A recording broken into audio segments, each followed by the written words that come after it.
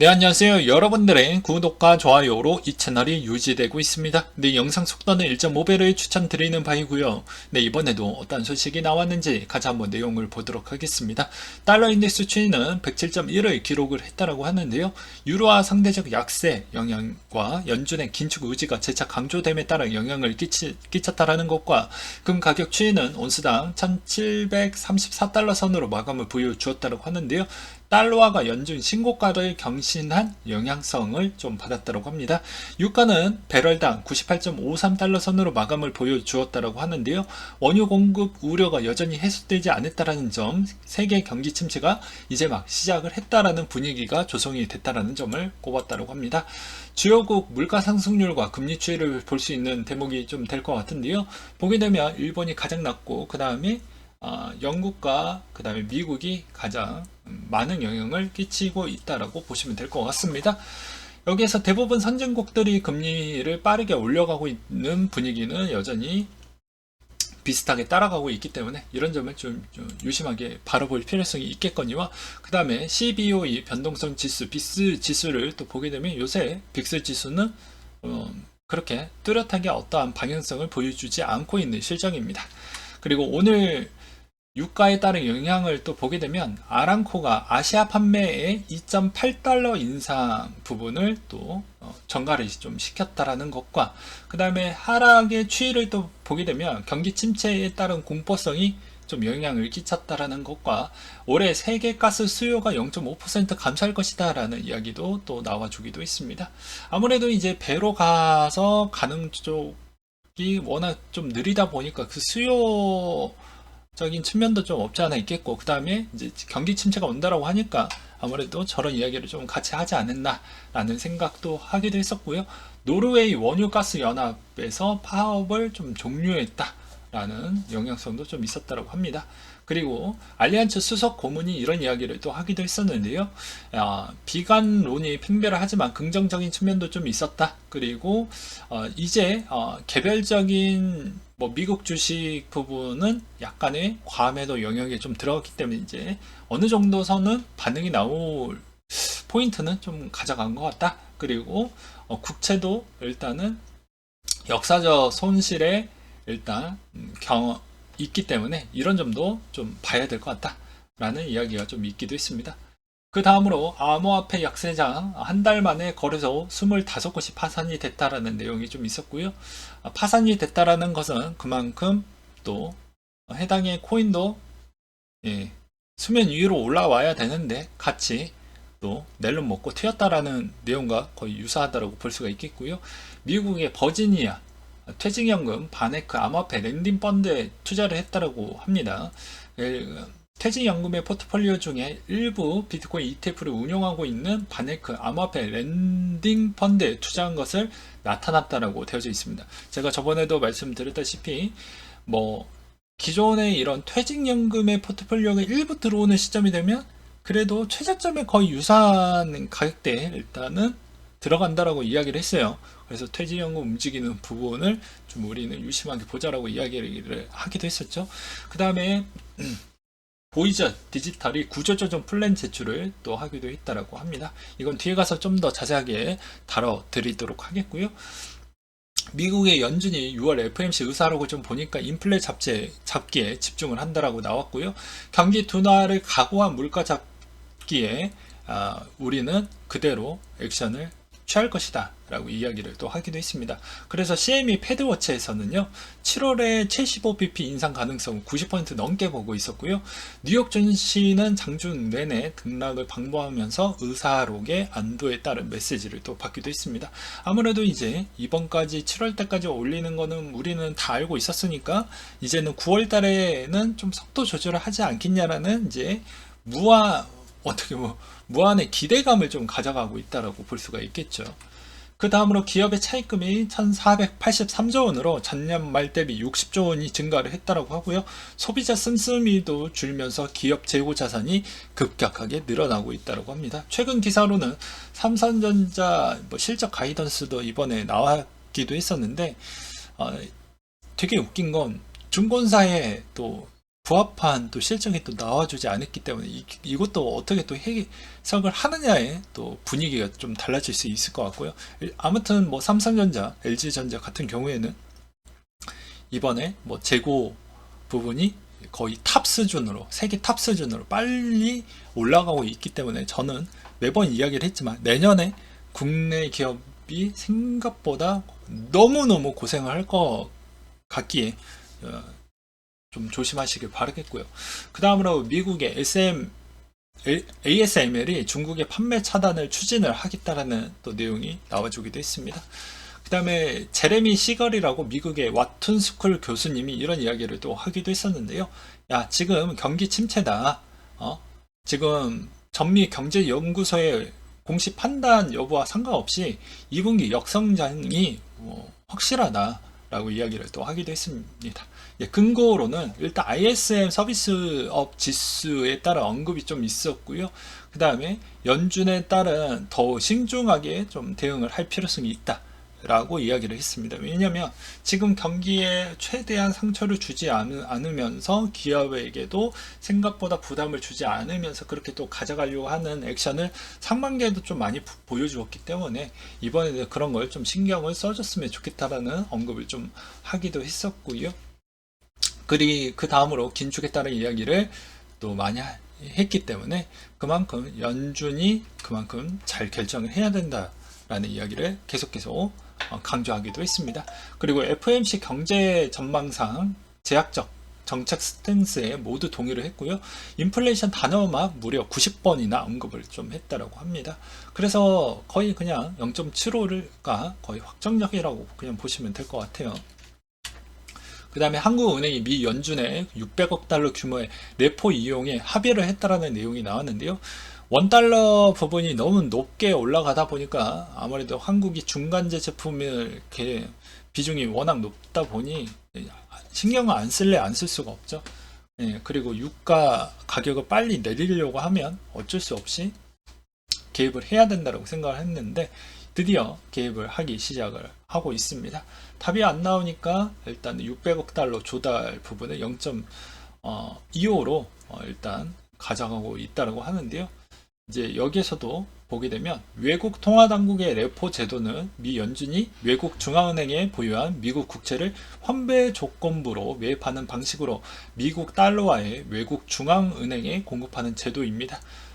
그래서 한시적으로 좀 도입을 했다가 이제 올해 7월 27일 상설 제도로 바뀌었다고 해서 지금 시급이다 보니까 그랬던 것 같고요. 연준 의장이 이제 또 파월이 또 거절을 했던 부분은 한국을 일단은 넣어주게 된다라고 했었을 때는 대부분 개발도상국들이 스와프 해달라고 요청이 들어올 수가 있다. 그리고 또 한국이 이런 달러 스와프를 또 해준다라는 의미는 그만큼 시장이 너무 안 좋다라고도 신호를 줄 수 있을 만한 여건이 되기 때문에 우리는 못 해주겠다라는 이야기를 또 하기도 했다라고 하네요. 그리고 스와프 대안은 미국 국채를 파는 부분이 되겠고 달러를 빌려오는 부분이 있겠는데 국채를 팔면 싸다고 왔기 때문에 달러를 최대한 저런 레포 형태로 합의를 봤다라고 보는 게 맞을 것 같습니다. 네, 가상자산 중개업체 보이즈 디지털이 미국 법원에 파산 신청을 좀 했다라고 하는데요. 연방 예금보험공사 보호를 못 받는다라고 되어져 있습니다. 이제 단 조건은 여러 가지 조건이 있는데요. 여기에서도 보게 되면 암호화폐 예치한 고객 대상의 3에로 캐피탈에 상환할 자금 보통주 보이저 토큰을 제공을 한다라고 되어져 있어요. 그래서 암호화폐 비율에 맞게 정할 수가 있게 됐다라고 하고요. 미 달러를 예치한 고객에 한해서 메트로폴리탄 커머셜 뱅크에 상환 받을 수 있을 만한 조건을 갖고 있다라고 합니다. 근데 이게 언제 상환이 될지는 아직 답변을 거부를 했다라고 하니까 좀 더 봐야 될 것 같고요. 그리고 채권자가 어느 정도가 있는지 한번 봤더니 10만 명 이상 있다라고 하고 보유 자산은 10억에서 100억 달러 정도를 추산을 한다라고 합니다. 근데 대부분 이제 큰 거는 다 터졌기 때문에 저는 오히려 이제 더 나올 거는 없다라고 보는 입장을 계속해서 어필을 해주고 있죠. 물론 주관적인 생각이긴 하지만. 그리고 카카오가 K뱅크가 베팅한 코인 투자사 고객 자산 267억 원 날렸다고 합니다. 계속 말씀을 드리지만 이런 코인 투자사가 예금자 보호 기준이 없어요. 예, 그런 거 보고 그냥 낼름 했다가는 뭐 돌아오는 거 없습니다. 제가 계속 말씀을 드렸겠지만, 그래서 여기에서도 업라이즈 트레이딩 서비스에서 대규모 피해 발생이 나왔고, 루나 선물 거래 과정에서 수백억 강제 청산과 AI 자동 매매 적용 불구, 시장의 변동성에 속수무책으로 되었고, 가상자산 사업자 신고도 안 해서 무자격 논란도 있었다라고 합니다. 뭐 이런 거 이제 비일비재하잖아요. 그 다음으로 이제 바이낸스가 5주년 기념으로 비트코인 현물 거래에 대한 거래 수수료가 0%로 진행을 한다고 하는데요. 7월 8일 오후 10시, 그러니까 저녁 10시부터 진행을 하고, 그 다음 공시가 나올 때까지는 현물의 거래 수수료가 0원이라고 합니다. 파격적이죠. 그 다음으로 FTX CEO가 암호화폐 업계 최악의 유동성 위기는 끝난 것 같다라고 이야기를 했기 때문에 돌려서 이야기를 하는 친구인 것 같습니다. 제가 그냥 제 나름대로 해석을 해본다고 하면, 아무래도 이 친구는 이제 더 파산할 부분은 좀 없을 것 같다, 이런 이야기를 좀 돌리지 않았나라고 생각을 해볼 수가 있겠고요. 더 샌드박스 채널 A와 또 파트너십을 맺었다고 하는데, 이 저 파트너십은 크게 의미는 없습니다. 그리고 지난 24시간 동안 선물 거래소별 거래량이 바이낸스가 가장 압도적이라고 또 나와주기도 했었고요. 비트코인 세 번째 많이 보유했던 거래가 7월 6일 오전 134개 비트코인을 추가 매수를 했다고 하는데, 세 번째인가 네 번째에 있는 쪽은 뭐 추정으로는 트레이너 고래라는 설이 있습니다. 그리고 CNBC 짐 크레머가 암호화폐에 대해서 비관적인 이야기를 막 사정없이 이야기를 했었는데요. 또 짐 크레이머가 매수 후 유가가 박살이 났던 부분이 있었기 때문에 그냥 자기의 필요한 정보만 체득을 하고, 본인의 그런 정보를 잘 정리하고 정리를 끝내놨으면 이제 신중하게 각자 투자자분들이 직접 결정을 하셔서 매수를 할지 매도를 할지 결정을 하시면 될 것 같습니다. 제 방송도 마찬가지이고요. 그 다음에 중국의 경제 계속 발목 잡는 제로 코로나 정책이 약간 문제가 될 것 같다. 그래서 UBS에서는 아무래도 2분기 성장률 추이가, 중국의 성장률 추이가 1% 정도는 나오지 않겠냐라는 언급이 또 나와주기도 했어요. 근데 아직 2분기 중국 발표와 미국 발표가 아직 안 나왔죠. 네, 그래서 저는 매우 그 2분기가 나오게 되면 거의 최저점에 있는 지표는 거의 다 나왔다라고 저는 보고 있습니다. 이제 단 문제점은 3분기 쪽에 나오는 물가가 이제 뭐 미국의 드라이빙 시즌이나 한국 포함해서 나머지 유럽 쪽도 이제 코로나 봉쇄 조치를 해제를 해버렸기 때문에 여름 시즌 때까지는 일단은 물가는 계속 상승 구도를 좀 달려가지 않을까 싶어요. 특히나 에너지 비중이 워낙 물가에 많은 영향을 끼쳤기 때문에 저는 그런 생각을 좀 갖고 있습니다. 그 다음에 팍팍한 서민경제 리볼빙이 15조 원을 육박을 했다고 해서 뭐 이게 좀 한국의 뭐 경제에 좀 영향을 끼칠 수 있다라고 하지만, 어차피 10월 달에 구제금융 부분도 같이 정책을 한다라고 하니까 어느 정도는 좀 상쇄시켜 줄 것으로 저는 좀 기대를 갖고 있고요. IMF 총재가 세계 경제 전망 상당히 어두워졌다, 경기 침체 배제 못한다라는 내용이 또 나와주기도 했었는데요. 1월 달에 4.4를 보고 있었는데 4월 달에 3.6으로 좀 낮췄고요. 7월 달에는 아무래도 2% 후반대 정도를 아마 제시를 하지 않을까 를 좀 보고 있습니다. 그 다음으로 한국 블록체인 협회 해산 5대 거래소 이사진 전원 사퇴를 했다고 하는데요. 그러니까 이사진들도 기다릴 만큼 기다렸다라고 볼 수가 있습니다. 제가 계속 말씀을 드렸지만 한국 블록체인 협회는 아무 씨알데기가 없어요. 솔직히 말을 해서. 네, 왜냐면 그냥 뭐 해주는 게 없습니다. 중재를 해주는 것도 똑바로 해주지도 않죠. 그렇다고 해서 무슨 규제 가이드라인을 본인들이 뭐 추진을 해가지고 뭐 해당에 있는 국회에서 계속 문을 두드려서 무언가를 좀 만들어줘야 되는데, 그거를 벌써 몇 년 동안 기다려줬음에도 불구하고 아무런 나온 게 없습니다. 유럽은 유럽 쪽으로 블록체인 협회가 있는데 그쪽은 잘 운영이 되어가고 있거든요. 솔직히 말해서. 그럼 너무 많은 차이가 나오고 있고요. 실적도 잘 나와주고 있는 실적입니다. 그런 것만 보아도 답이 없죠. 솔직히. 그러니까 당연히 이사진이 전원 사퇴하는 건 바람직하다고 볼 수가 있는 것이죠. 그리고 당연히 이 이사진들을 위해 전원 사퇴 또 다른 배경은 여기 협회에다가 돈을 넣어줄 필요성이 없는 거죠. 예, 솔직히. 그런 것도 있습니다. 아무튼 3에로 캐피탈이 쏜 화살에 직격탄 맞은 암호화폐 기업 10곳이 있다고 하는데요. 셀시우스, 블록파이, 보이즈 디지털, 제네시스 트레이딩, 블록체인.com, 바벨, 핀블록스, 카이버 네트워크, 후, AX라고 합니다. 지금 웬만한 언급은 거의 다 나왔기 때문에 크게 이제 뭐 나올 만한 부분은 전 조심스럽게 없다라고 계속 말씀을 드리고 싶고요. 그 다음으로 나와봐야 별거 아닌 정도일 것 같다. 그리고 여기서 더 충격을 가봐야 어차피 떨어질 수 있을 만한 퍼센티지는 정해져 있다. 그거는 제가 어느 정도 감내를 하고 연초에 이번 7월 초에 들어갔던 배경은 뭐 그런 이유도 있습니다.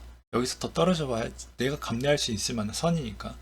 그리고 비트코인 이때까지 뭐 해킹, 뭐 포크, 폰지, 뭐 비트코인 죽었다, 50% 이상 가격 하락했다, 그리고 범죄자들만 사용을 한다. 그런 걸 다 이겨내고 지금 비트코인은 여전히 시총 1위를 계속 유지를 해주고 있죠. 한미 간 기존금리 추이도 여전히 유심하게 바라볼 필요성이 있습니다. 역전이 될 것이냐 아니냐 뭐 이런 이야기가 자꾸 나오고 있는데요. 이번 한국 금통위도 머리가 깨질 것 같다라는 생각도 들기도 합니다. 어떤 선택을 하든 간에 질타를 피해갈 수는 없을 것 같다라는 생각이 들고요. 미국은 이번에 0.75까지 하면 올해 아마 3% 정도는 찍을 것으로 저는 좀 예상을 하고 있습니다. 왜냐, 올해까지는 일단 파격적으로 일단 타이트하게 가져가야 올해 좀 물가를 꺾을 수 있을 만한 요지까지는 꺾어지고 내년에 좀 내린다라고 해도 올해는 계속 그렇게 강세를 보여줄 수밖에 없다라고 저는 생각을 하고 있거든요. 그리고 이더리움 2.0에는 1298만 이더가 예치가 되어져 있다고 하는데요. 62% 물량이 21년 11월에 최고점 이전에 예치가 됐다고 합니다. 현재 이더리움의 최고점 대비 78% 하락을 했다고 하고요. 1298만 개 이더리움 손실에 보지 않는 물량은 단 17% 정도가 된다고 하네요. 그 다음에 선물 투자자들의 신규 포지션이 증가를 했다라고 하는데요. 아무래도 대다수 이번에 기간의 물량이라고 보는 게 맞을 것 같습니다. 최근에 코인베이스 쪽에 들어갔던 물량만 봐도 코인베이스 거래 비중의 기간이 가장 많고 이번에 선물 상품도 최근에 출시를 했기 때문에 그런 물량이라고 저는 좀 유추를 해보고 있고요. 그 다음에 보게 되면 지금의 펀딩 비율은 현재 중립적이다라고 볼 수가 있는데 뭐 여러 가지 이슈가 아직 안 나왔죠. 다음 주에만 본다고 해도 일단 물가 부분, 고용, 그 다음에 사우디, 미국과의 있는 그런 대화, 물꼬가 아직 남아져 있기 때문에 여전히 중립기업 받는 게 바람직하지 않나라고 생각이 들기도 합니다. 아무튼 오늘은 여기까지 한번 준비를 해보았고요. 여러분들 잘 참고하시고 지혜롭게 투자하시길 바라겠습니다. 너무 무리한 투자는 건강도 안 좋고 가족에도 미치는 영향이 별로 좋지 않기 때문에 적절하게 잘 하시길 바라겠어요. 네, 이상으로 마치도록 할게요.